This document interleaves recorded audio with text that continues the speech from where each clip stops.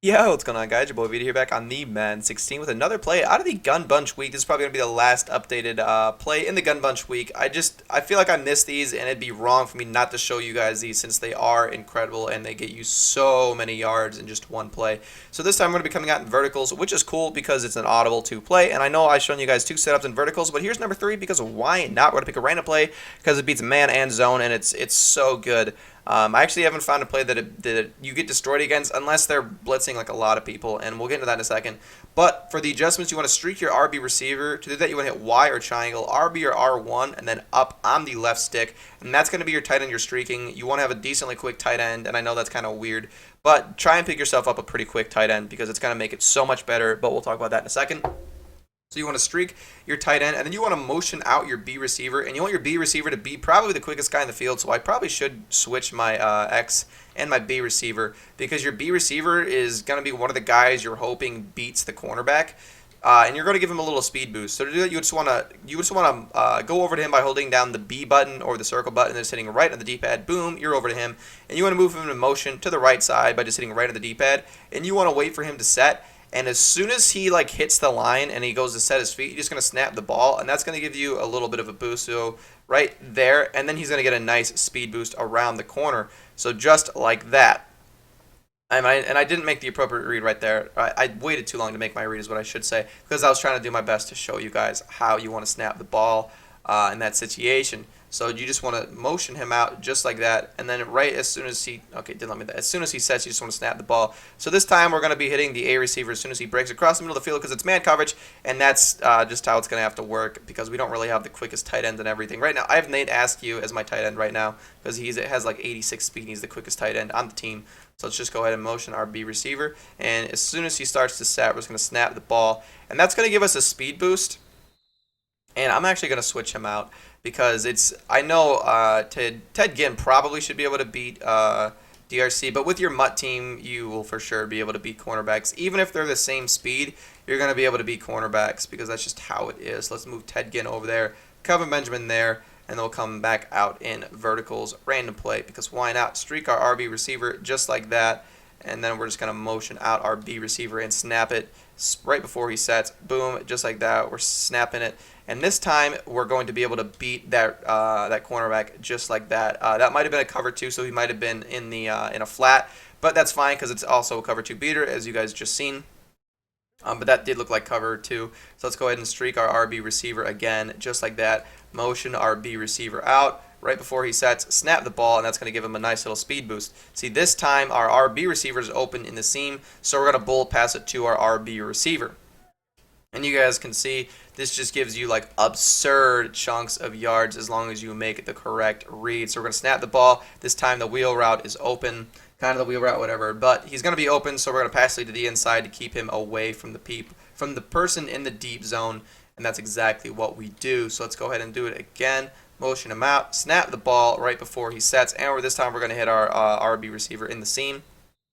You guys are seeing we're absolutely destroying them. This is what a lot of people are running with, like their really quick receivers like Brandin Cooks. That's what you see like when people are getting one play touchdown with Brandin Cooks with 99 speed. This is what they're doing. They got the guy in a wheel route and they motion him out, and they're getting absurd amounts of speed boosts. And that might have been a cover four. And this has like that cover four beating set. The only problem is you're streaking your X receiver. So you're moving the zone out of the way, technically, but they're still above them, so they're going to be able to tackle them before they can get a one-play touchdown. So that's what's going on over there. We got our X receiver streaked instead of being on a deep in route because why not? That's why.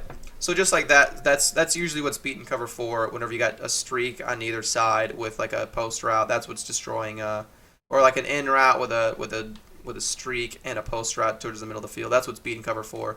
So let's go ahead and do this again. Motion out our B receiver, wait for him to set, and then we're snapping the ball, and we get a huge speed burst like you guys seen. This time we're going to hit our B receiver. It's going to lob it to him because we noticed that the safety hesitated and stopped and went down. And he went down because he didn't know if he should be covering the post route or not. Which is what's so great about post routes this year is the post routes and the in routes are really bringing it down the safeties. Like you're seeing, he took way too long to turn around, and you're going to see he's going to start to hesitate towards the post route, the receiver, and because of that, that's going to leave our man open over the top, and that's, if we got the speed, that's going to be a one-play touchdown. So you guys are seeing you literally just get absurd amounts of yards. See right there, right before he sets, snap the ball, you're going to see he's going to get a huge, huge speed burst. And if I had the arm, I'd probably be able to beat DRC. But we don't really have the arm. But if we got like 99 overall Michael Vick, then he's definitely got the arm to do it. You can also, you totally can motion the guy out there and make the adjustment at the same time. See right there, we possession caught it, but we could have probably racked it and got around some more defenders.